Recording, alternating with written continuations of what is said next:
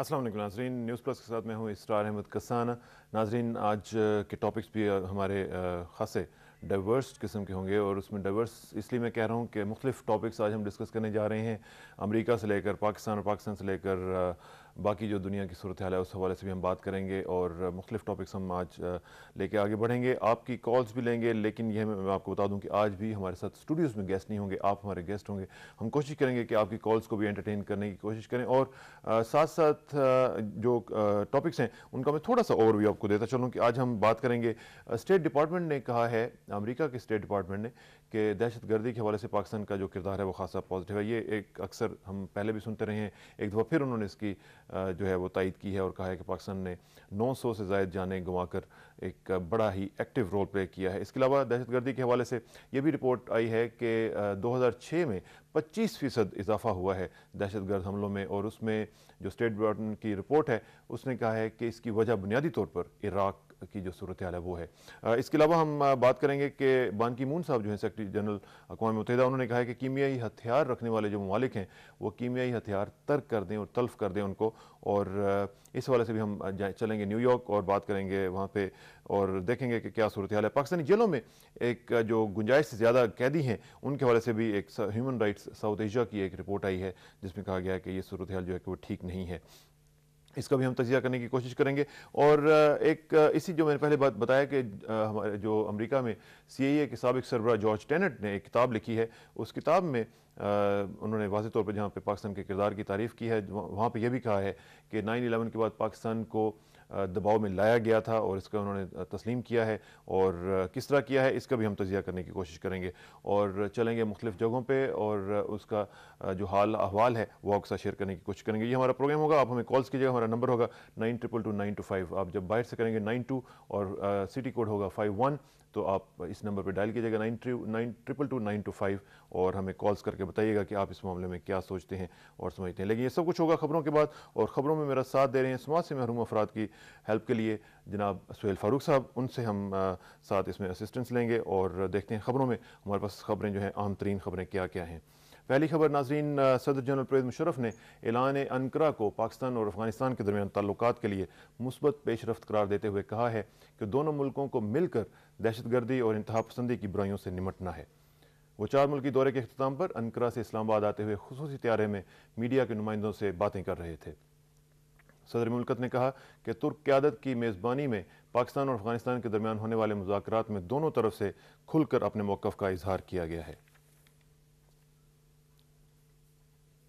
Poland, Spain और Bosnia के दौरे के हवाले से सदर मुल्कत ने कहा कि सियासी, सफारती और इक़्तिसादी ताल्लुकात के हवाले से ये दौरा नहायत कामयाब रहा। हमें मुश्तरका मनसूबों और सरमायाकारी पर खुसूसी तवज्जो देना होगी। पाकिस्तान और अफगानिस्तान ने इस अज़्म का इजहार किया है कि वो खित्ते में अमन, सलामती, इस्तेहकाम और इक़्तिसादी तरक्की को फ़रोग़ देने के लिए बाहम ताउन करेंगे। ये बात अनकरा में 3 मुल्की सरबराह इजलास के बाद जारी होने वाले ऐलान अनकरा में कही गई। इजलास में सदर जनरल परवेज़ मुशर्रफ, अफगानिस्तान के सदर हामिद कारज़ई, तुर्की के सदर अहमद नजद सीज़र और तुर्की के वज़ीर आज़म रजब तैयब अर्दवान ने शिरकत की। चारों लीडरों की बातचीत खुशगवार माहौल में हुई और उन्होंने इलाकाई और बैनुल अक़वामी उमूर पर तबादला ख्याल किया। वज़ीर आज़म शौकत अज़ीज़ ने कहा है कि मुल्क में अमन अमान की सूरत हाल ख़राब करने वाले अनासर से सख्ती से निपटा जाएगा। कराची में मीडिया से गुफ्तगू करते हुए उन्होंने 4 सदा के वाक़या की शदीद मज़म्मत की और कहा कि इस सिलसिले में तहकीकात जारी हैं और उनके नताइज से लोगों को आगाह किया जाएगा। उन्होंने कहा कि हमले से दहशत गर्दी के खात्मे के बारे में हुकूमत का अज़्म मुतासिर नहीं होगा। एक सवाल पर उन्होंने कहा कि जामिया हफ्सा के मामलात को मुज़ाकरात के ज़रिए पुरअमन तौर पर हल कर लिया जाएगा।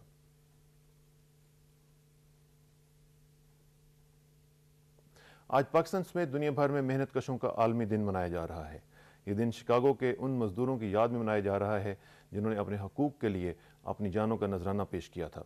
यौम मई के मौके पर रैलियाँ निकाली जाएंगी और जलसे होंगे जिनमें मजदूर रहनुमा कारकुनों के मसाइल और हकूक़ के बारे में इज़हार ख्याल करेंगे। सदर परवेज़ मुशर्रफ और वज़ीर आज़म शौकत अज़ीज़ ने कहा कि हुकूमत मेहनत कशों की फलाह बहबूद के लिए खुसूसी इक़दाम कर रही है। उन्होंने कहा कि हुकूमत मेहनत कशों को उनके जायज़ हकूक़ दिलाने के लिए मुल्की कवानीन को बेहतर बना रही है। यूरोपीय यूनियन और अमेरिका ने आलमी हिद्दत को फौरी तरजीह करार देने पर इत्तफाक किया है। یورپی یونین نے کہا ہے کہ انہیں اس بات کی خوشی ہے کہ امریکہ نے سرکاری طور پر تسلیم کیا ہے کہ درجہ حرارت تبدیل ہو رہا ہے اور انسانی سرگرمیاں اس کی بڑی وجہ ہیں۔ یورپی کمیشن کے صدر ہوزے مینوئل نے کہا ہے کہ ہم نے اس بات پر اتفاق کیا ہے کہ موسمیاتی تبدیلیاں ایک عالمی خطرہ ہیں۔ انہوں نے آلودگی کم کرنے کی ضرورت پر زور دیتے ہوئے کہا کہ اس کے لیے ہمیں مل کر کام کرنا ہوگا۔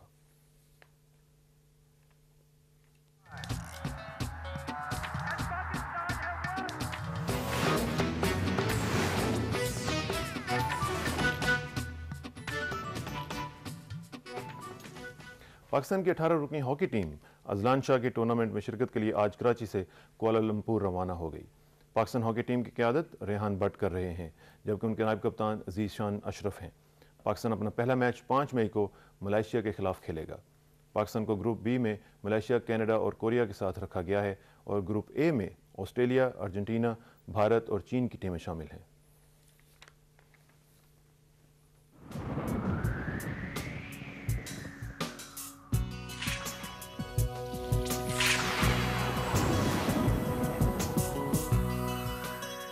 محکمہ موسمیات کے مطابق آئندہ 12 گھنٹوں کے دوران ملک کے بیشتر علاقوں میں موسم خشک اور گرم رہنے کا امکان ہے، جبکہ کشمیر، بالائی سرحد اور راولپنڈی ڈویژن میں چند ایک مقامات پر گرد آلود ہوائیں چلنے کا بھی امکان ہے۔ یہ تھیں آج ابھی تک کی تازہ ترین خبریں ناظرین، اور خبروں کے ساتھ ساتھ اب پروگرام کو آگے بڑھاتے ہیں، اور پروگرام میں نے آپ کو جیسے پہلے بتایا کہ آج ہم مختلف چیزیں ڈسکس کریں گے، لیکن ہم حسب معمول اب علامہ اقبال سے پروگرام کا آغاز کریں گے۔ ان کے فرمودات جو ہیں وہ ہمارے لیے بڑا ہی امپورٹنس رکھتے ہیں۔ آج ہم بات کریں گے تہذیب حاضر کے حوالے سے۔ یہ ایک انہوں نے تضمین لکھی تھی فیضی کے ایک شعر کے حوالے سے۔ آپ کو معلوم ہے کہ فیضی جو ہیں وہ ان کا کیا مقام تھا، 9 رتن جو تھے اکبر بادشاہ کے ان میں سے تھے، اور شیخ مبارک ناگوری کے صاحبزادے تھے، اور 1547 اور 1595 یہ ان کی عمر کا ایک وہ ہے سپین ہے۔ ملک الشعراء ان کو کہا جاتا ہے، اور سوات الالہام جو ایک تفسیر ہے بے نکت، یہ انہوں نے لکھی تھی۔ ان کے شعر کے اوپر یہ انہوں نے تضمین لکھی ہے۔ علامہ فرماتے ہیں، حرارت ہے بلا کی بادائے تہذیب حاضر میں، بھڑک اٹھا بھبھوکا بن کے مسلم کا تن خاکی، کیا ذرے کو جگنو دے کے تاب مستعار اس نے، کوئی دیکھے تو شوخی آفتاب جلوہ فرما کی، نئے انداز پائے نوجوانوں کی طبیعت نے، یہ رانائی، یہ بیداری، یہ آزادی، یہ بے باکی، تغیر آ گیا ایسا تدبر میں، تخیل میں، ہنسی سمجھی گئی گلشن میں غنچوں کی جگر چاکی، کیا گم تازہ پروازوں نے اپنا آشیاں، لیکن مناظر دل کشا دکھلا گئی ساحر کی چالاکی، حیات تازہ اپنے ساتھ لائی لذتیں کیا کیا، رقابت، خود فروشی، ناشکیبائی، ہوس ناکی، فروغ شمع نو سے بزم مسلم جگمگا اٹھی، مگر کہتی ہے پروانوں سے میری کہنہ ادراکی، تو اے پروانہ این گرمی ز شمع محفل داری، چمن در آتش خود سوز اگر سوزے دل داری۔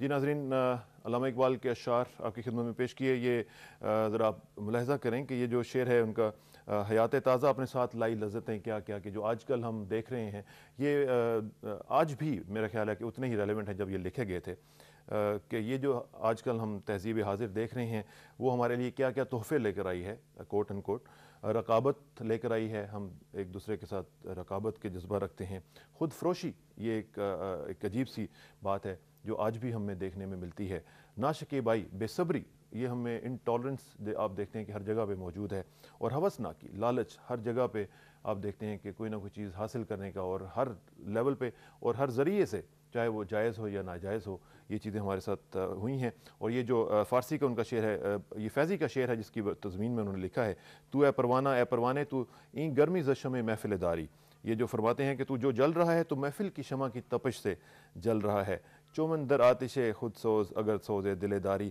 اگر تجھ میں ذرا سی دل کی تپش یعنی جذبہ عشق موجود ہے تو پھر میری طرح اپنی آگ میں جل، دوسروں کی آگ میں جلنے کے بجائے اپنی آگ میں جلو۔ اور اس میں وہ بیسیکلی جو میسیج دے رہے ہیں وہ یہ ہے کہ کسی کی تہذیب کو فالو کرنے کے بجائے آپ اگر اپنا مقام اپنا جو ہے وہ بنانے کی کوشش کریں تو وہ زیادہ بہتر ہوگا.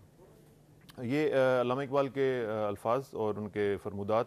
ناظرین اب ہم جو پروگرام ہے جو میں نے پہلے کہا کہ آج اس میں بڑے ہی ڈائیورس قسم کے ٹاپکس اور مختلف چیزیں ہم ڈسکس کرنے جائیں گے. آپ کی کالز بھی لیں گے اور آپ ہمیں کالز کر کے بتائیے گا کہ یہ ٹاپکس آپ کو کیسے لگتے ہیں اور ان کے اوپر آپ کی کوئی انپٹ ہے تو بھی آپ ہم سے شیئر کر سکتے ہیں. ہمارا نمبر ہوگا 9222 اور ہمارا جو ظاہر ہے کہ کوڈ ہے وہ ہے 51 is the city code and 92 is the country code. And obviously ہمارا ای میل ایڈریس جو ہے وہ ہے newsplus@ptv.com.pk newsplus@ptv.com.pk. اس پہ ہم آپ کی ای میلز بھی ریسیو کرتے ہیں اور آپ کے ای میلز کو انشاءاللہ کسی نہ کسی دن جلد ہم انکارپوریٹ بھی کریں گے. دہشت گردی کے حوالے سے ایک رپورٹ آئی ہے امریکہ میں اسٹیٹ ڈپارٹمنٹ کی طرف سے جس میں کہا گیا ہے کہ یہ جو معاملات ہیں دہشت گردی کے یہ دن بدن دگرگوں ہوتے جا رہے ہیں اور 25% اضافہ ہوا ہے پچھلے سال کے دوران. صرف ایک سال کے دوران 25% اضافہ ہوا ہے اور جس میں ان کے کہنے کے مطابق 20,000 سے زائد لوگ جو ہیں وہ ہلاک ہوئے ہیں. ہم اسی سلسلے میں بات کرتے ہیں اور چلتے ہیں واشنگٹن ڈی سی اور ہمارے renowned journalist based in Washington D C Anwar Iqbal صاحب سے بات کریں گے اور ان سے پوچھتے ہیں کہ دہشت گردی کے حوالے سے جو یہ اسٹیٹمنٹ آئی ہے اور جو رپورٹ آئی ہے اس کے بارے میں ان کی کیا انپٹ ہے. السلام علیکم انور اقبال صاحب. وعلیکم السلام جناب. انور صاحب دہشت گردی کے حوالے سے جو اسٹیٹ ڈپارٹمنٹ نے رپورٹ جاری کی ہے اس میں ایک چیز تو انہوں نے اکنالج کیا ہے کہ پاکستان کا جو رول ہے وہ بڑا پازیٹیو رہا ہے. یہ حسب معمول ہم ایک دیکھتے آ رہے ہیں کہ جو ٹرینڈ ہے اسی کو انہوں نے فالو کیا ہے. لیکن ساتھ ہی انہوں نے یہ بھی کہا ہے کہ 900 جانیں گنوانے کے باوجود علاقے کے اوپر کنٹرول جو ہے وہ پاکستان کا اس قدر نہیں ہو سکا جتنا کہ ہونا چاہیے تھا. یہ ساری جو رپورٹ ہے یہ آپ اس کو کیسے سم اپ کریں گے؟ جی دیکھیں اس رپورٹ میں میرا تو خیال ہے کہ ان کا جو رویہ ہے پاکستان کے بارے میں پازیٹیو ہی ہے. جی اس لیے کہ جہاں تک یہ بات ہے یہ جو آپ نے پوائنٹ آؤٹ کی کہ انہوں نے کہا کہ قبائلی علاقوں میں ابھی تک امن نہیں ہو سکا تو وہ تو ہم بھی یہی کہتے ہیں کہ وہاں ہماری یہ کوشش جاری ہے اور یہ کہ وہاں ظاہر ہے لڑائیاں بھی ہو رہی ہیں. اب آپ دیکھیں جو وزیر داخلہ پہ حملہ ہوا اس کے بارے میں خود وزیر داخلہ نے کہا کہ وہاں سے ہی عبداللہ مسعود جو ہے اس کے لوگ آئے تھے تو وہ تو پرابلم ہے. لیکن اوور آل انہوں نے کہا کہ پاکستان کافی ایفرٹ کر رہا ہے, 80,000 فوج لگائی ہوئی ہے, کافی بندے پکڑ کے ہمارے حوالے بھی کیے ہیں, خود پاکستانی فوجی بھی جو ہیں اس میں کافی شہید ہوئے ہیں. تو یہ ساری چیزیں تو اپنی جگہ ہیں مگر اوور آل انہوں نے ایک بات کی بھی نشاندہی کی ہے کہ القاعدہ صرف ہمارے لیے نہیں پاکستان کے لیے بھی خطرہ ہے اور پاکستان کو اس سے نبٹنے کے لیے اپنے ریسورسز پوری استعمال کرنی چاہیے. انہوں نے کہا کہ پاکستان کر بھی رہا ہے, ملٹری ہے, ایف سی ہے, سارے لگے ہوئے ہیں لیکن مزید کوشش کی ضرورت ہے. تو میں سمجھتا ہوں یہ تو ہم بھی کہتے ہیں ایسی اس دفعہ کی جو رپورٹ ہے کہ اتنی اینٹی پاکستان نہیں ہے. اچھا اور یہ جو ساتھ ہی انہوں نے ایک بات کہی ہے انور صاحب کہ پچھلے سال جو 2006 تھا اس میں 25% اضافہ ہوا ہے دہشت گردی کے واقعات میں اور حملوں میں جن میں 20,000 سے زائد لوگ جو ہیں ان کی جانیں چلی گئی ہیں اور ساتھ ساتھ وہ بلیم بھی دے رہے ہیں جو عراق سچویشن ہے. تو اتنی جب ایک چیز کو جانتے بھی ہیں سمجھتے بھی ہیں تو اس سچویشن کو کنٹرول کرنے کے لیے یا ادھر سے نکلنے کے لیے کوئی راستہ کیوں نہیں اپناتے ہیں؟ اصل میں دیکھیں عراق تو ایک ایسی چیز ہے جو ان کے گلے میں پھنس گئی ہے, نہ اس کو نکل سکتے ہیں نہ اگل سکتے ہیں. مسئلہ یہ ہے کہ جو وہ دہشت گردی کی جو بات کرتے ہیں کہ 25% اضافہ ہوا ہے وہ زیادہ تر فوکس ہی عراق میں ہو جو کچھ بھی واقعات ہو رہے ہیں زیادہ تر عراق میں ہو رہے ہیں. باقی دنیا میں بھی ہو رہے ہیں, پاکستان میں بھی ہوا پچھلے ہفتے لیکن بہت کم ہے عراق کے مقابلے میں. اس بات کو یہ بھی سمجھتے ہیں لیکن آپ یہ ہے دیکھیں نا کہ ایسی صورتحال ہے کہ جو ایون مسلمان ممالک جو یہ کہتے ہیں کہ چاہتے ہیں کہ امریکہ عراق سے نکل جائے وہ بھی یہ نہیں چاہتے کہ فوری طور پہ نکل جائے کیونکہ فوری طور پہ اگر امریکہ نکل جاتا ہے تو وہاں مزید خون خرابہ ہوگا. تو ایسی عجیب و غریب صورتحال میں پھنسے ہوئے جس کا ان کے پاس بھی کوئی حل نہیں. اور ایک اور چیز ذرا مجھے بتائیے گا کہ جارج ٹینٹ صاحب جو ہیں سی اے کے فارمر چیف جو ہیں ان کی ایک جو بک آئی ہے اس میں انہوں نے کہا ہے کہ پاکستان کو ہم نے بلی کیا تھا, پاکستان کو ہم نے پریشرائز کیا تھا 9/11 کے بعد, بلکہ ان کے الفاظ میں کہ drop the hammer on them, اور بلکہ ان کے الفاظ میں کوٹ بھی کر دیتا ہوں جس طرح بک میں ہے کہ mister Armitage is a bull of a man. General Mahmood صاحب جو آئی ایس آئی کے چیف تھے اس وقت must have felt like he had been run over by a stampede by the time he left Richard's office. یہ mister tent لکھ رہے ہیں.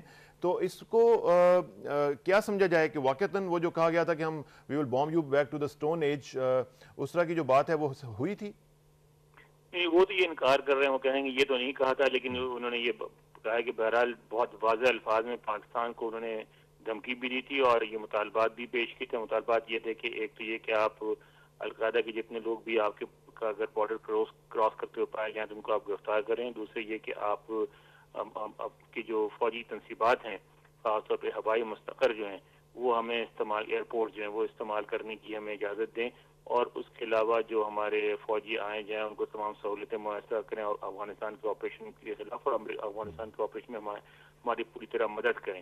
یہ شرائط جو انہوں نے پیش کی تھی، یہ شرائط کو پاکستان نے تسلیم کیا. اس میں انہوں نے یہ بھی کہا ہے کہ دو باتیں تھیں. ایک تو یہ تھا کہ صدر مشرف کو اس بات کا احساس تھا کہ ان کے پاس اب کوئی راستہ نہیں ہے اور انہیں اس کو تعاون کرنا پڑے گا. دوسری بات یہ تھی کہ انہوں نے کہا کہ ان کے جو ISI چیف تھے اس وقت کے جنرل محمود، وہ واشنگٹن میں بیٹھے تھے اور انہوں نے جو امریکہ کا ریئیکشن تھا صرف حکومت کا نہیں عوام کا، خود اپنی آنکھوں سے دیکھا تھا.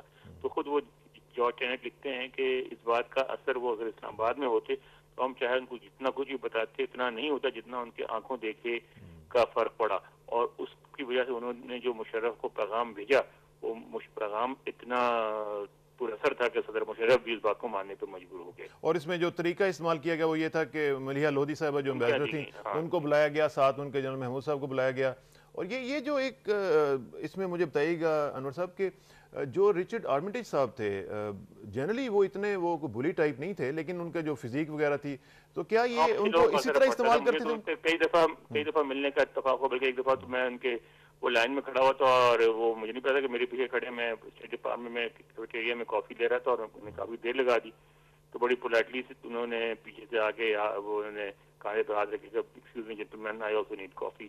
تو آدمی پولائٹ تھے. ان کے بارے میں یہ بھی مشہور ہے کہ انہوں نے دنیا کے مختلف علاقوں سے یتیم بچوں کو لا کے کافی تعداد میں اپنے ہاں رکھا اور پالا اور ان کو یہاں مطلب پالا پوسا بڑا کیا، تعلیم دلوائی. لیکن دوسری طرف یہ تھا کہ بہرحال وہ مشہور تھے کہ نیگوسیشن میں جو گڈ کاپ اور بیڈ کاپ کا کردار ہوتا ہے اس پہ یہ جنرل ٹینٹ نے اپنی کتاب میں بھی لکھا ہے کہ پاکستان سے مذاکرات میں گڈ کاپ تھا اور رچرڈ آرمیٹیج جو ہیں وہ بیڈ کاپ تھے، ساری دھمکیاں دینے کا کام وہ کرتے تھے. تو وہ ظاہر ہے کہ اپنی جو باڈی تھی اس کا شاید وہ امپیکٹ ڈال کے ان کے بارے میں یہ خود یہاں کے ایک اخبار لکھا تھا کہ ویسے تو ہیں ڈپٹی سیکرٹری لیکن لگتے ٹرک ڈرائیور ہیں. یہ صحیح لکھا اور وہ لگتے بھی کچھ اس طرح پہلوان ٹائپ تھے. اچھا اینی وے اس کو چھوڑیں. اب مجھے ایک چیز بتائیے گا انور صاحب کہ ایک رپورٹ جو کل ہم نے دیکھا کہ جو اسرائیل کے حوالے سے، اسرائیلی پرائم منسٹر کے حوالے سے آئی ہے اور کہا گیا ہے کہ اس میں جو فیلنگز تھیں اسرائیل کی، اس کے بعد اسرائیلی پرائم منسٹر کے جانے کا پھر بھی کوئی امکان نظر نہیں آ رہا. ہاں وہ دیکھیں نا، اصل میں اسرائیل میں جو اندرونی سیاست ہے اس میں تبدیلیاں حکومت کی جلدی جلدی ہوتی رہتی ہے اور انکار کے باوجود یہ بھی ہو سکتا ہے کہ چلے بھی جائیں گے، مگر بظاہر آپ جیسے کہہ رہے ہیں امکان نظر نہیں آ رہا. اور اس کی وجہ یہ ہے کہ اسرائیل کے پاس اب یہ جو آئے تھے جن جو ووٹرز تھے اسرائیلی ووٹرز، انہوں نے اس بنیاد پر ان کو ووٹ دیا تھا کہ یہ فلسطین کے مسئلے کو حل کریں گے. انہوں نے کہا بھی تھا کہ وہ جو ہے فلسطینی چاہے نہ چاہیں وہ جو تقسیم ہو رہی ہے فلسطینی علاقوں کی اور وہ اس کو مکمل کر دیں گے اور ان کو جو ان کے علاقے وہ دینا چاہتے ہیں، اسرائیل دینا چاہتا ہے وہ دے کے اور ہم اس مسئلے کو حل کر دیں گے. لیکن اس معاملے میں کوئی پیش قدمی نہیں کی انہوں نے، کیونکہ وہ معاملہ جہاں سارا جو ہے وہاں کے ٹک جاتا ہے اس بات پہ کہ اگر کوئی بھی پیش رفت ہوگی تو اس صورت میں ہوگی کہ فلسطینیوں کے لیے ایک الگ ریاست بنائی جائے، اور اس کے لیے نہ امریکہ کوئی کوشش کر رہا ہے نہ اسرائیل کوشش کر رہا ہے. تو جو بھی حکومت بنے گی جو قسم کا بھی مینڈیٹ لے کے آئے گی اس کے بغیر ناکامی رہے گی. اصل میں اسرائیل کو اس بات کا احساس ہونا چاہیے کہ اگر وہاں مستقل رہنے کی بات کرتے ہیں تو 10 سال 20 سال 50 سال کی باتیں، یہ 500 سال اور 1000 سال بھی آپ نے رہنا ہے وہاں. اگر وہاں مستقل رہنا تو وہاں کے جو مقامی لوگ ہیں ان سے صلح صفائی کے بغیر آپ نہیں رہ سکتے. بالکل نہیں رہ سکتے. اور آخر میں ایک چیز آپ کو واپس لے کے آتا ہوں جارج ٹینٹ پہ. وہ جو سلیم ڈنک کا کامنٹ انہوں نے دیا ہے اور کونڈولیزا رائس کے حوالے سے جو بات کی ہے اس کی بھی ذرا تفصیلات بتائیں گے آپ؟ ہاں وہ تو یہ کہتے ہیں کہ بلکہ کتاب کے جو فلیپ پہ انہوں نے اس کا ذکر کیا ہے کہ بڑی بدقسمتی تھی جو میں نے کہا تھا، وہ اس کا یہ مقصد نہیں تھا جس طرح اس کو لیا گیا، اور وہ وہی ایک وہ چن لی گئی وہ ٹرم اور وہ ہر جگہ استعمال ہو رہی ہے. اور میں نے اس طرح نہیں کہا تھا. میں نے جو عراق کے بارے میں رپورٹ دی تھی اس میں یہ ضرور کہا گیا تھا کہ ہمارا خیال ہے کہ عراق کے پاس ویپنز آف ماس ڈسٹرکشن ہیں، مہلک ہتھیار ہیں، مگر اس کی وضاحت بعد میں پھر آج کل جو ہیں ان کی وزیر خارجہ کونڈولیزا رائس انہوں نے بھی کہا کہ سلیم ڈنک کا جو انہوں نے یہ ٹرم یوز کی تھی وہ ہمارے ڈیسیشن کا باعث نہیں بنی تھی. وہ ایک ٹھیک ہے ایک ان کا اظہار کرنے کا طریقہ تھا, لیکن ہم نے ڈیسیشن لیا عراق کو انویٹ کرنے کا اس کی وجہ سے دیکھ نہیں تھی, اور بھی وجوہات تھیں. اور اس میں ایک چیز تو انہوں نے یہ واضح طور پر کہی ہے نا کہ پریزیڈنٹ بش جو تھے وہ الیکشن جیتنے سے پہلے ہی ایک پلان لے کے آئے تھے عراق پر حملے کا. جی وہ تو مطلب یہ کہ یہ بات انہوں نے بھی کہی اپنی کتاب میں, اور اس سے پہلے بھی کئی لوگوں نے یہ کہا تھا کہ صدر بش جو ہیں وہ جو اپنے والد کو چھوڑا وہ مینڈیٹ جو تھا وہ پورا کرنا چاہتے تھے, اور 9/11 کے فوراً بعد بھی وہ عراق پہ حملہ کرنا چاہتے تھے, لیکن ان کے ساتھیوں نے ان کو روکا کہ نہیں ابھی تو کوئی جواب نہیں بنتا. بہت شکریہ انور اقبال صاحب, آپ نے بڑے مختلف ٹاپکس کے اوپر ہمیں بڑی زبردست طریقے سے سم اپ کیا پوری سچویشن کو. Thank you very much for input جی, thank you very much. Anwar Iqbal صاحب ہمارے ساتھ واشنگٹن ڈی سی سے موجود تھے, ریاؤنڈ جرنلسٹ ہیں, بیسڈ ہیں واشنگٹن ڈی سی میں, اور بتا رہے تھے مختلف حوالوں سے اسٹیٹ ڈپارٹمنٹ کی جو ایک رپورٹ آئی ہے دہشت گردی کے حوالے سے اس کا ذکر کر رہے تھے, اور ساتھ ساتھ انہوں نے یہ بھی بتایا کہ جو جارج ٹینٹ کی بک آئی ہے اس میں انہوں نے کیا کیا لکھا ہے, اور خاص طور پہ پاکستان کے 9/11 کے بعد کا جو ہم وہ ایک فکرہ سنتے آتے تھے کہ we will bomb you back to the stone age, اس حوالے سے جو انہوں نے اپنی ایک کنٹروورشل بات تھی اس کو کلیئر کیا ہے اور کہا ہے کہ ہم نے یہ نہیں کہا تھا لیکن ہم نے یہ ضرور کہا تھا, اور یہ drop the hammer on them, یہ انہوں نے الفاظ کیے ہیں کہ جو ان کے اوپر ہیمر تھا وہ ہم نے ڈراپ کیا. ان کو بلا کے ڈاکٹر ملیحہ لودھی صاحبہ کو اور جنرل محمود کو اپنے آفس میں بلا کے رچرڈ آرمیٹیج صاحب نے ان کو بتایا کہ آپ اگر ہمارا ساتھ نہیں دیں گے تو معاملات گڑبڑ ہو سکتے ہیں. تو یہ چیز انہوں نے اپنی بک میں لکھی ہے. اور اب ایک اور چیز ہم ڈسکس کرنا چاہ رہے ہیں, وہ ہے کیمیائی ہتھیاروں کے حوالے سے. بان کی مون صاحب جو ہیں سیکرٹری جنرل اقوام متحدہ, انہوں نے کہا ہے کہ جو کیمیائی ہتھیار ہیں جن ممالک کے پاس ہیں وہ یہ تمام جو ہیں وہ تلف کر دیں. اب چلتے ہیں واشنگٹن ڈی سی سے نیو یارک, اور نیو یارک میں بات کریں گے ایک اور ریناؤنڈ جرنلسٹ جناب مسعود حیدر صاحب کے ساتھ, بیسڈ ہیں نیو یارک میں اور کور کرتے ہیں UN کو. مسعود حیدر صاحب السلام علیکم. جی الحمدللہ. مسعود صاحب, یہ بان کی مون صاحب نے ایک سٹیٹمنٹ دیا ہے کہ جو کیمیکل ویپنز رکھنے والے کنٹریز ہیں وہ ان کو ختم کر دیں اور ایک ایسا ماحول بنایا جائے جس میں کیمیکل ویپنز نہ ہوں. تو یہ کیا ہی اچھا ہوتا کہ یہ باقی دنیا سے اپیل کرنے کی بجائے وہ یہ ڈائریکٹ اپیل جو ہے وہ امریکہ کو کرتے تو شاید اس کا اثر بھی کچھ ہوتا. ہاں خیر, یہ تو آپ ٹھیک ہی کہہ رہے ہیں, مگر یہ تھا 10ویں اینیورسری ہے اس کی کیمیکل ویپنز کا کنونشن جو ہے نا, اپریل 29 1997 میں سائن ہوا تھا. یہ اس کے موقع پہ انہوں نے یہ بیان دیا جس کے اندر انہوں نے یہ واضح کیا کہ کچھ پروگرس تو ہوئی ہے مگر یہ کہ ناٹ انف, میننگ دے رہا ہے کہ 182 کنٹریز نے سائن کیا ہے اس ویپنز کو, انکلوڈنگ یونائٹڈ اسٹیٹس نے سائن تو کیا ہے مگر اس کی ٹریٹی کی آبلیگیشنز انہوں نے پوری نہیں کی. تو وہ کہہ رہے ہیں کہ سب لوگ ٹریٹی آبلیگیشنز پوری کریں. اور اب تک جو ہے یہ اس کے اثرات جو ہیں وہ سب سے زیادہ ہوئے تھے پہلی جنگ عظیم میں جب یہ استعمال کیا گیا تھا, کیمیکل ویپن استعمال کیے گئے تھے سب سے زیادہ, اور ان کے وکٹمز کے لیے بھی یہ کہہ رہے ہیں کہ اینیورسری ان کی بھی ہے. تو اس کے اندر جو ہے اس کے بعد جو ہے ملکوں نے مل کے یہ کیمیکل ویپنز کنونشن اڈاپٹ کیا اور سارے ملکوں نے سائن کیا. 182 کنٹری بہت زیادہ ہوتی ہیں. اچھا, اس میں مسعود صاحب جو آپ کہہ رہے ہیں کہ امریکہ نے بھی سائن کیے ہوئے ہیں لیکن ٹریٹی آبلیگیشنز جو ہیں وہ پورا نہیں کر رہا, تو ہم نے تو یہ سنا تھا کہ امریکہ جس ٹریٹی پہ سائن کر دیتا ہے تو اس کے بعد پھر اس کو عمل جو اس کے اوپر کرنا ہے اس کو یقینی بناتا ہے, تو اس سلسلے میں کیوں نہیں کیا؟ یہ تو آپ بالکل صحیح کہہ رہے ہیں, مگر یہ آپ کو میں ذرا یاد دہانی کرتا چلوں کہ انہوں نے وہ سی ٹی بی ٹی, یاد ہے آپ کو سی ٹی بی ٹی 1996 جو بہت فیمس تھی سی ٹی بی ٹی کی, اس پہ اور اس پہ پریشر تھا پاکستان کی طرف اور ہندوستان پہ کہ آپ سائن کریں. امریکہ نے سائن کر دیے تھے, پھر جارج بش صاحب جب آئے پار میں انہوں نے اس کو واپس کر دیا.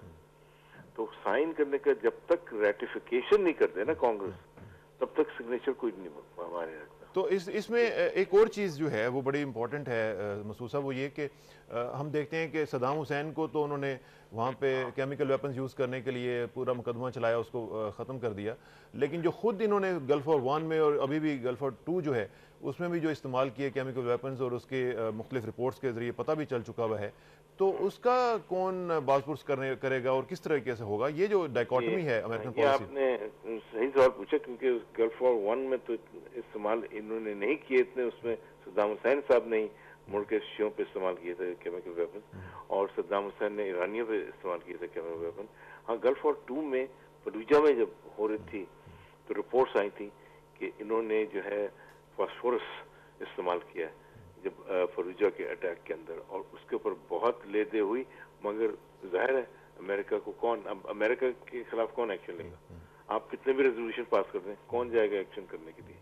तो ये एक तो बहुत बड़ी चीज ये समझ में आनी चाहिए कि जब भी कोई सिक्योरिटी काउंसिल कोई रेजोल्यूशन वगैरह पास करती है, जब तक अमेरिका उसके पीछे ना हो तो कोई एनफोर्स करने वाला होता ही नहीं है। ये बिल्कुल उसी तरह जिस तरह क्योटो प्रोटोकॉल का मामला चल रहा है, उसमें भी यही मामला थे। बिल्कुल सही कह रहे हैं, क्योटो प्रोटोकॉल जो है उस पूरी दुनिया ने साइन किए हुए हैं। सबसे ज्यादा उसके ऊपर प्रेशर कौन डालता है? वो जापान, जहाँ पे जिसके मुल्क में साइन हुए, और वो सबसे ज्यादा जो है वो I mean there for chemical weapons he ban करने के, हर किस्म के वेपन्स और हर किस्म के जो पोल्यूशन की चीजें हैं वो बैन करते हैं, इंक्लूडिंग न्यूक्लियर। एनपीटी जो है सबसे ज्यादा वो एनफोर्स करना चाहते हैं। United states is a signatory to NPT, मगर और उसके अंदर ऑब्लिगेशन है कि आप न्यूक्लियर वेपन्स डिस्ट्रॉय करते हैं इतने, मगर वो उन्होंने वो भी अब तक डिस्ट्रॉय नहीं किया। तो उसके एज ए कॉन्सिक्वेंस रशिया भी नहीं करता है डिस्ट्रॉय। तो ये एक साइकिल है जो चलता रहता है। अभी भी एनपीटी जो है इस पे आप देखें तो ये सिलेक्टिवली इन्फोर्स होती है, नॉट ये कि तो जहाँ भी होती है। इस वक्त ये शुक्र है कि पाकिस्तान और हिंदुस्तान उसके सिग्नेटरी नहीं है, खासतौर पर पाकिस्तान की बात करूँगा मैं, और इसराइल भी सिग्नेटरी नहीं, वरना आपको ही फोर्स किया जाता। See this is the same thing कि जिसकी लाठी उसकी भैंस, यही। तो ये जो लाठी वाले हैं उन्हीं के जो साबिक नायब सदर हैं जनाब एल गोर साहब, उनका जो बुक है वो मूवी जो है वो इनकन्वीनियंट ट्रूथ जो है, उसके जरिए उन्होंने खासा एक जो अवेयरनेस है उसको क्रिएट करने की कोशिश की तो है, लेकिन लाठी अभी तक उठी हुई है, कुछ नजर नहीं आ रहा कि नीचे आएगी। नहीं, ये आपकी बात दुरुस्त है कि उनकी जो किताब, उनकी जो फिल्म है इनकन्वीनियंट ट्रूथ, इसने बहुत बड़ा इम्पैक्ट यहाँ पे किया है। उसकी वजह से एकदम से आप पता है ना, प्रेशर ग्रुप्स बन जाते हैं, ये हो जाए, तो ये सब कुछ है। और केमिकल और जो है खासतौर से ये ग्लोबल वार्मिंग जो है इस वक्त, जो मौसम अमेरिका के अंदर, और जाहिर है आपको पता है पाकिस्तान में भी जो सडन चेंज ऑफ टेम्परेचर, वो जो मौसम के जो फ्लक्चुएशन है, वो सबसे साफ जाहिर हो रहा है कि कितनी ज़रूरत है इसकी आई मीन क्योटो प्रोटोकॉल की। और एक ज़माना था जब एरोसोल इस्तेमाल होता था यूनाइटेड स्टेट्स में, तो एक होल बन गया था स्पेस में। वो होल जो है वो अब जब उन्होंने उसको बैन किया तो होल रिपेयर हो गया। तो ये एल गोर की फिल्म का बेसिकली मैसेज ये है कि अगर आप लोग जो है ये ग्लोबल वार्मिंग करना चाहते हैं तो आपको इन सब चीज़ें, केमिकल्स पे, ये जो सारी चीज़ें हैं जो पोल्यूशन पे, आपको कंट्रोल करना पड़ेगा, वरना earth will suffer as a consequence, आवाम सफर करेंगे। ये है बिल्कुल ठीक। मसूद हैदर साहब, आपका बहुत शुक्रिया। इंशाल्लाह आपसे जल्द मुलाकात होगी, और पाकिस्तान का जो रोल है G77 में, उस पर भी हम बात करेंगे आपसे, और आपसे डिटेल में बात करेंगे, पूरी डिटेल में बात करेंगे। और इंशाल्लाह अब आपको हम जहमत देते रहा करेंगे, रात को आपको जगाते रहेंगे, और आपका बहुत शुक्रिया। Thank you very much ji. Okay, खुदा thank you very much. Masood Haider साहब renowned journalist based in New York, और कवर करते हैं UN को हमारे लिए भी और बाकी अपने पेपर के लिए भी, तो उनका बहुत शुक्रिया। नाजरीन, हम यहाँ पे कॉल्स का भी सिलसिला थोड़ा सा हम लेना चाह रहे हैं, ताकि आप लोग ये ना समझें कि हम ये आपकी कॉल्स क्यों नहीं ले रहे हैं। हम एक दो कॉलर से ज़रा बात कर लें और फिर हम दूसरा टॉपिक जो है उसको टच करते हैं। देखते हैं हमारे साथ पहले कॉलर कौन है। अस्सलाम वालेकुम जी। अस्सलाम वालेकुम। वालेकुम अस्सलाम जनाब, कौन सा और कहाँ से जी? जी, मैं इस्लामाबाद से खालिद महमूद बाजवा कर रहा हूँ। जी बाजवा साहब, फरमाइएगा, क्या कहेंगे? किसान साहब, मेरा इस बारे में तबसरा है, ये जो दहशतगर्दी की जंग जारी अमेरिका ने इराक में शुरू की हुई है, अफगानिस्तान में शुरू की हुई है, उन 2001-2 में ये जंग शुरू की गई थी, और अब तक इसमें कमी आने की बजाय अभी जो आप फरमा रहे थे कि 2006 में 25% इजाफा हुआ है। तो इसका मतलब है गुज़श्ता 5-6 साल में अमेरिका ने क्या हासिल किया है सवाए दहशतगर्दी को बढ़ाने में? और तो कोई किरदार नहीं। कोई चीज आदमी उस वक्त काम शुरू करता है, पॉलिसी इख्तियार करता है, जब उसमें उम्मीद ये हो कि इस पे हम काबू पा लेंगे। अगर काबू पाने की बजाय इसमें इजाफा हुआ है तो इसका मतलब ये पॉलिसी गलत थी, इसको किसी और तरीके से डील किया जाना चाहिए था। बिल्कुल ठीक। चलें, दूसरी बात ये है कि अब ये जंग इस नहज पे पहुंच चुकी है कि अगर अमेरिका इराक से और अफगानिस्तान से विथड्रॉ कर भी ले तो ये लोग जिनकी इतनी अमवात हो चुकी है, लाखों की तादाद में लोग मर चुके हैं, ये अब अमेरिका का वहां तक पीछा करेंगे, और अब ये जंग उसके पल्ले पड़ गई है, इससे वो छुटकारा हासिल नहीं कर सकते। चलें, thank you very much Bajwa साहब, आपने तज्जिया पेश किया और ख़ासा अच्छा और रेलेवेंट तज्जिया आपने किया, और ये बात वाक़तन सही है कि ये जो जंग वहाँ पे फैल चुकी भी है इराक़ में, और फिर उसके असरात जो हैं वो दीगर ममालिक में भी हम देख रहे हैं, इसका असर तो होगा। और खून ऐसे ज़ाया नहीं जाया करता, खून का असर तो हुआ करता है, जो गिरता है वो फिर उसका असर भी दिखाता है। एक और कॉलर से ज़रा बात कर लेते हैं और फिर दूसरी बात को आगे बढ़ाएंगे और टॉपिक को टच करेंगे। देखते हैं कौन है। अस्सलाम वालेकुम जी। वालेकुम अस्सलाम, कौन सा और कहाँ से जनाब? जी मैं मोहम्मद अली बात कर रहा हूँ। कहाँ से जी? जी जोराबाद से। जोहराबाद से, फरमाइएगा जी। जी ये मेरा सवाल है कि ये जो दहशत गर्दी हो रही है अमेरिका में। हेलो जी जी फरमाइए जनाब। जी ये दहशत गर्दी हो रही है अमेरिका में। अमेरिका में नहीं हो रही, दुनिया में बाकी ममालिक में हो रही है। जी जी, इसमें पाकिस्तान भी शामिल है। पाकिस्तान में तो हो रही है, पाकिस्तान कर नहीं रहा। और यहाँ पे ये मैं आपको बताता चलूँ, thank you very much for your call anyway.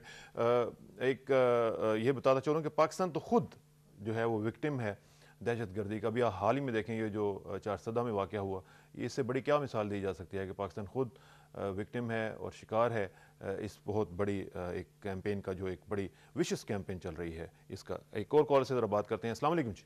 वालेकुम सलाम जी, कौन साहब और कहाँ से जी? तसव्वुर छीना खुशाब से जी। तसव्वुर छीना साहब खुशाब से, फरमाइएगा जी। जी सर मेरा पहला सवाल है कि ये जो अमेरिका खुद इंसाफ देने वाला है, ये कहाँ से इंसाफ देने वाला है? कोई एक आदमी घर में होता है तो दूसरा आके उसको कैसे समझाता है? ये उनका अपना हक था। ये खुद मुसलमानों को दहशतगर्द कहता है, जो खुद का दहशतगर्द है, खुद असला बना रहा है। ये सर अच्छी बात तो नहीं है ना? सही, बिल्कुल सही कह रहे हैं आप छीना साहब। अच्छी बात तो वाकई नहीं है, लेकिन अब क्या किया जाए कि लाठी उसके हाथ में है, छीनी जाएगी, कोई ऐसा मसला नहीं है। ये तारीख़ अगर आप पढ़ें तो तारीख़ में बड़े बड़े ऐसे लोग आए हैं लाठियों वाले, लेकिन उनकी लाठियाँ पर छिन गई और फिर वो उनका जिक्र भी आज आपको तारीख़ के जो औराक हैं उनमें नहीं मिलता।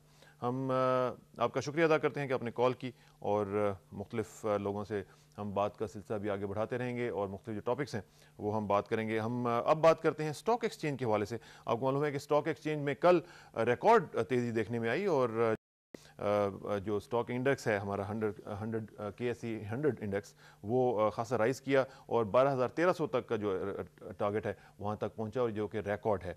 इस हवाले से बात करते हैं। हमारे साथ हैं शरीफ चौधरी साहब, डायरेक्टर हैं इस्लामाबाद स्टॉक एक्सचेंज के। शरीफ चौधरी साहब अस्सलाम वालेकुम जी। वालेकुम अस्सलाम। चौधरी साहब, ये जो हम देख रहे हैं कि एक ही दिन में 134 पॉइंट की जो एक ही दिन में ट्रेडिंग हुई और ऊपर आया स्टॉक इंडेक्स जो हमारा KSE 100 इंडेक्स, इसमें आप क्या कहेंगे कि इसकी क्या वजह है? कॉर्पोरेट कल्चर हमारा बेहतर हो रहा है, कॉर्पोरेट रिजल्ट्स अच्छे आए हैं, इन्वेस्टर्स कॉन्फिडेंस बढ़ रहा है, या कुछ और भी इसमें आप कहेंगे कि ये रीजंस थी? सर इसमें जो बेसिक फैक्टर है वो तो पाकिस्तान की इकोनॉमी का ग्रोथ फैक्टर है जी। जैसे आपने फरमाया कि रिजल्ट्स भी जो है बहुत अच्छे आ रहे हैं। डेफिनेटली जो बैंक्स के रिजल्ट्स हैं approximately some of the banks, I would say not all, जिनके 24 से 80% तक बेहतरी आई है रिजल्ट्स के अंदर। इसी तरह हमारा जो सीमेंट सेक्टर है उसकी एक्सपोर्ट जो है to India and I would say to Abu Dhabi and other areas बढ़ रही है। एंड इसी की यही एक जो ग्रोथ पैटर्न है जिसकी वजह से मार्केट देख रही है कि मार्केट मोमेंटम पिकअप किया, और चांसेस ये हैं कि इसको और भी थोड़ा सा ऊपर जाना चाहिए। फॉरेन इन्वेस्टमेंट का भी इसमें खासा रोल है जी? जी बिल्कुल। अब हम जो है, पहले हमारी बहुत छोटी सी मार्केट थी, अब हमारी मार्केट जो है काफी बड़ी हो गई है। 53 बिलियन की मार्केट है जी। और हम अपने इलाके के हिसाब से अभी बहुत कम PE रेशियोज के ऊपर पड़े हुए हैं। ठीक। और इसकी वजह से फॉरेनर्स जो है वो they are getting attracted towards our market. और ये जो JP मॉर्गन ने प्रिडिक्ट किया है कि बाय दिसंबर 2007 ये जो टारगेट है ये 14,000 पॉइंट्स तक चला जाएगा, और इस जो प्रेडिक्शन है इससे आप एग्री करते हैं? डेफिनेटली जी। जो मोमेंटम, जब मार्केट एक दफा प्रीवियस हाई तोड़ती है तो वो उस मोमेंटम में 1,000-1,500 पॉइंट डेफिनेटली डाल सकती है। अभी मार्केट ने जो कल हाई लगाया है, this is the ever highest high, और इस मोमेंटम को अब एकदम तो नहीं वो तोड़ सकती। देयर इज अ चांस कि मार्केट ऑफ कोर्स थोड़ी बहुत छोटी मोटी करेक्शंस के साथ साथ मार्केट को अभी और ऊपर जाना है। अच्छा, आपने सीमेंट और बैंकिंग की बात की है, एनर्जी सेक्टर हमारा कोई खास परफॉर्म नहीं कर रहा, इसकी क्या वजूहत है? असल में जी एनर्जी सेक्टर जो है ये भी comparatively to the surrounding countries बहुत लोअर रेशोज पे है, اور میرا اپنا خیال یہ ہے کہ یہ ڈورمنٹ سیکٹر جب چلنے لگا تو چلنے لگے گا تو یہ جو آپ نے 14,000 کی بات کی، اگر 14,000 نہیں تو کم از کم 13.5 پلس جانے میں یہ بڑی مدد دے گا. اور اس میں آپ سمجھتے ہیں کہ گورنمنٹ کا رول بھی مزید ایکٹیولی اس میں ہونا چاہیے تاکہ انویسٹرز جو ہیں ان کو سپورٹ ملے اور وہ آگے بڑھیں اور انویسٹ کریں زیادہ سے زیادہ؟ جی بالکل، اسٹیبلٹی اور کنسسٹنٹ پالیسیز جو ہیں گورنمنٹ کی یہ بہت ہیلپ کریں گی اس مارکیٹ کو اوپر لانے میں. تو بیسیکلی جو آخر میں کرکس جو ہے آپ کی گفتگو کا یہ نکل رہا ہے کہ اس بات سے اندازہ لگتا ہے کہ Pakistan economy is performing well. جی ہاں، ڈیفینیٹلی. جی چلیں، thank you very much. Ashraf Chaudhry صاحب ڈائریکٹر ہیں آپ اسلام آباد اسٹاک ایکسچینج کے، آپ کی انپٹ کا بہت شکریہ جی. Thank you very much. Welcome جی. یہ تھے اشرف چودھری صاحب اور بات ہو رہی تھی کے ایس سی 100 انڈیکس جو ہے وہ کل 12,300 تک کا جو ٹارگٹ ہے وہ وہاں تک پہنچا ہے اور یہ ریکارڈ اچیو ہوا ہے اور اللہ کرے کہ یہ معاملات آگے بڑھتے رہیں اور پاکستان کی اکانومی جو ہے وہ فلرش کرتی رہے اور ہم دنیا میں ایک اچھی اکانومی کے طور پر ہمارا ذکر ہو اور ہمارے بارے میں جو الفاظ کہے جائیں وہ یہی کہے جائیں کہ پاکستان کی اکانومی جو ہے وہ اپنا ٹارگٹ اچیو کر رہی ہے اور پاکستان از پرفارمنگ ویل.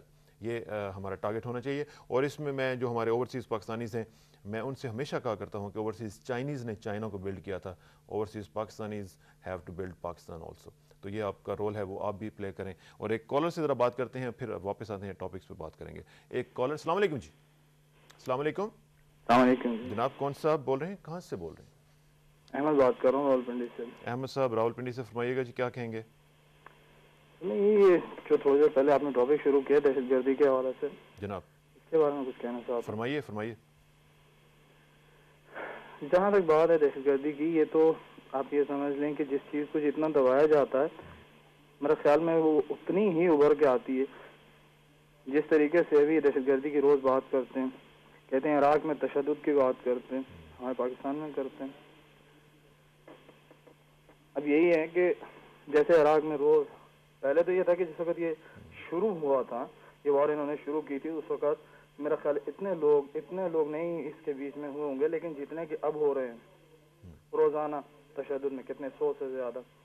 صحیح کہہ رہے ہیں آپ اور thank you very much for your کال. مسئلہ یہ ہے کہ جو عراق کی صورتحال ہے اس کو اگر آپ دیکھیں تو یہ واقعتاً جس طرح انور اقبال کہہ رہے تھے کہ یہ نہ اگلتے بنے نہ نگلتے بنے والی بات ہے اور امریکہ پھنس چکا ہوا ہے وہاں پہ. اور میری ذاتی رائے ہے کہ اس سے نکلنا بھی اس کے لیے شاید اب بہت مشکل ہو جائے گا.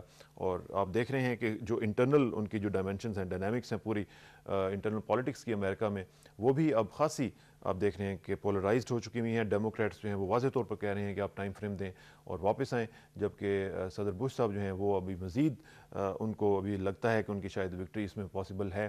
اور میرا خیال ہے شاید وہ واحد ہی ہیں جو وائٹ ہاؤس میں یہ سمجھتے ہیں کہ وکٹری پاسبل ہے، لیکن باقی ایون ان کے جو ریپبلکن دوست ہیں وہ بھی ان کے خلاف باتیں کر رہے ہیں. اور میں سمجھتا ہوں کہ سینٹی جو ہے وہ پریویل کرنی چاہیے وہاں پہ بھی. اور یہ ضروری نہیں ہوتا کہ اگر آپ غلطی کریں تو پھر آپ غلطی در غلطی کرتے چلے جائیں. اچھی بات یہ ہوتی ہے کہ اگر غلطی ہو جائے تو اس کو آپ مان لیں کہ غلطی ہوئی ہے اور پھر اس کا تدارک کرنے کی کوشش کریں اور وڈرا کریں. اور میرا خیال ہے کہ یہی اچھی لیڈرشپ کی کوالٹی ہوتی ہے. یہ معاملات ہیں اور یہ چل رہے ہیں انٹرنیشنل پالیٹکس پہ. ہم مزید انپٹس جو ہیں وہ مزید لوگوں کی لے کے آپ سے شیئر کرتے رہیں گے اور آپ کی بھی انپٹ جو ہے وہ لینے کی کوشش کریں گے، کیونکہ مجھے معلوم ہے کہ ہمارے جو لوگ ہیں، ہمارے کالرز جو ہیں وہ ان کی انپٹ بڑی زبردست ہوتی ہے اور وہ عوام کی انپٹ ہوتی ہے جس کا حکومت تک پہنچنا اور باقی لوگوں تک پہنچنا جو ہے وہ بڑا ضروری ہوتا ہے. اور یہ کردار ہم ادا کرتے رہیں گے انشاءاللہ اور لوگوں کی جو کالز ہیں وہ ہم لے کے آگے ان کو پہنچاتے رہیں گے. ایک اور کالر سے ذرا بات کرتے ہیں، دیکھتے ہیں کون ہے. السلام علیکم جی. السلام علیکم. ہلو جی السلام علیکم. وعلیکم السلام. وعلیکم السلام جی. کیا راجیو بول رہا ہوں چائنا سے. راجیو صاحب چائنا سے. جی راجیو صاحب کس سٹی سے؟ میں گوانگزو سٹی چائنا سے بول رہا ہوں. جی چائنا سے راجیو صاحب فرمائیے گا، کیا کہیں گے؟ ہاں ایکچولی آئی ایم انڈین، میں انڈین ہوں، بھارتی ہوں. شور وائی ناٹ. لیکن مین چیز یہ ہے کہ اگر ہم دونوں کنٹریز کو، ملکوں کو رائز کرنا ہے تو ہمارے بیچ میں اکانومک ریلیشن اور بڑھنا چاہیے. ٹھیک. آپسی ہمارے متبادل، آپسی ہمارے جو بھی پرابلمس ہیں وہ کافی پرانے ہیں، وہ ایک اپنی الگ جگہ ہے. لیکن اگر دونوں کنٹریز کو رائز کرنا ہے، اکانومی کو رائز کرنا ہے تو ہم ایک دوسرے کو اگنور کبھی نہیں کر سکتے. بالکل ٹھیک ہے. آپ وہاں پہ چائنا میں کیا کر رہے ہیں راجیو صاحب؟ پہلے میں جاب کرتا ہوں. ٹھیک. اور وہاں پہ آپ کو فیل ہوتا ہے کہ پاکستانیز جو ہیں وہ آپ کے ساتھ ملاقات کرتے ہوں گے, آپ کے ساتھ انٹریکٹ کرتے ہوں گے. آپ نے دیکھا کہ پاکستانیز کا ہمیشہ پازیٹیو فریم آف مائنڈ ہوتا ہے. ہم لوگ ہمیشہ یہ چاہتے ہیں کہ بھارت کے ساتھ ہمارے معاملات آگے بڑھیں اور پازیٹیو نہج کے اوپر بڑھتے رہیں, تاکہ ہم علاقے میں جو ایک امن و آشتی کا ایک دورہ ہے اس کو دیکھ سکیں. بالکل, اس سے پہلے میں 3 سال میں پہلے دبئی میں تھا, اور بہت سارے پاکستانی دوست, میرے کافی قریبی دوست بھی ہیں پاکستان.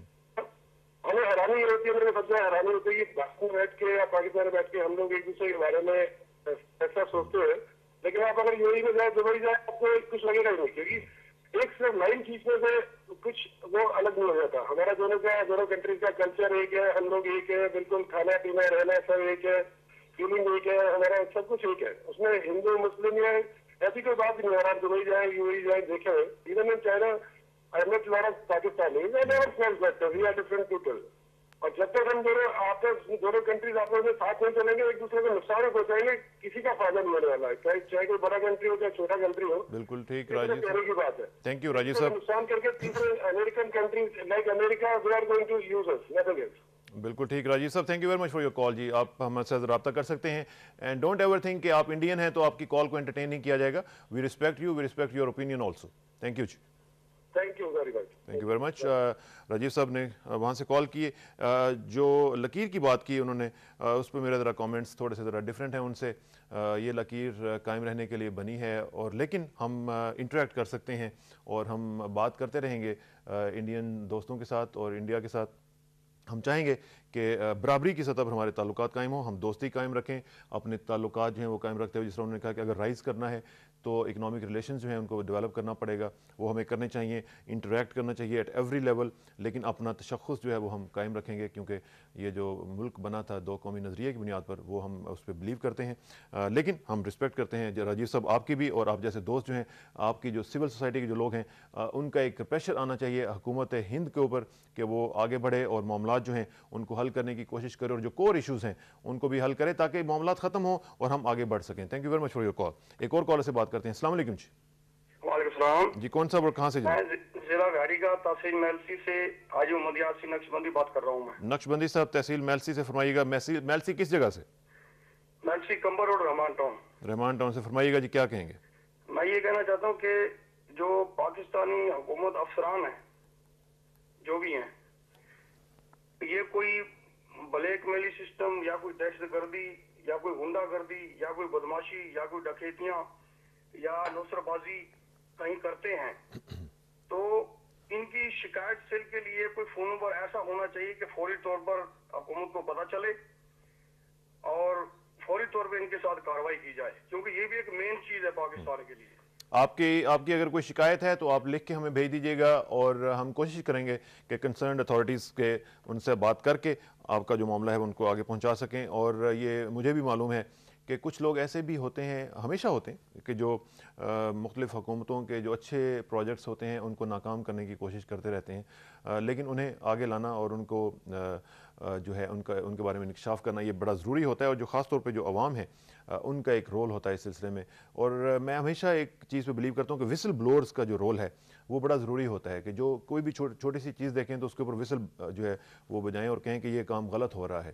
ہماری سوسائٹی میں یہ کام اب تھوڑا سا کم ہو گیا ہے کہ ہم جہاں پہ کوئی برائی بھی دیکھتے ہیں, کوئی غلط کام بھی دیکھتے ہیں, تو وسل بلوئنگ کا جو سلسلہ ہے وہ ہم نے چھوڑ دیا ہے. یہ اسلامک بھی ہے, اور یہ میرا خیال ہے کہ ہمارے لیے بھی ضروری ہے, لہٰذا آپ یہ کام ضرور کرتے رہیے گا. اب ہم ایک اور ٹاپک کو ڈسکس کرتے ہیں, اور وہ ہے پاکستانی جیلوں میں, جیسے میں نے شروع میں کہا کہ گنجائش سے زیادہ قیدی موجود ہیں. اس حوالے سے ہم بات کرتے ہیں بیرسٹر ظفر اللہ صاحب کے ساتھ, ہیومن رائٹس ایکسپرٹ ہیں, بیسڈ ان اسلام آباد. ظفر اللہ صاحب السلام علیکم. وعلیکم السلام. ظفر اللہ صاحب, پاکستانی جیلوں میں ایک جو رپورٹ آئی ہے وہ کہا گیا ہے کہ گنجائش سے زیادہ قیدی ہیں. اگرچہ یہ کوئی نئی بات نہیں ہے, لیکن اس کو ہم نئی سمجھ کے یہ کر لیتے ہیں تاکہ ہو سکے تو اس کے بارے میں کچھ تدارک کیا جائے, اور جو جیلوں میں قیدیوں کی صورتحال ہے اس کو بہتر بنانے کی کوشش کی جا سکے. اس کے بارے میں آپ کیا کہیں گے؟ پہلے تو میں ایک بنیادی بات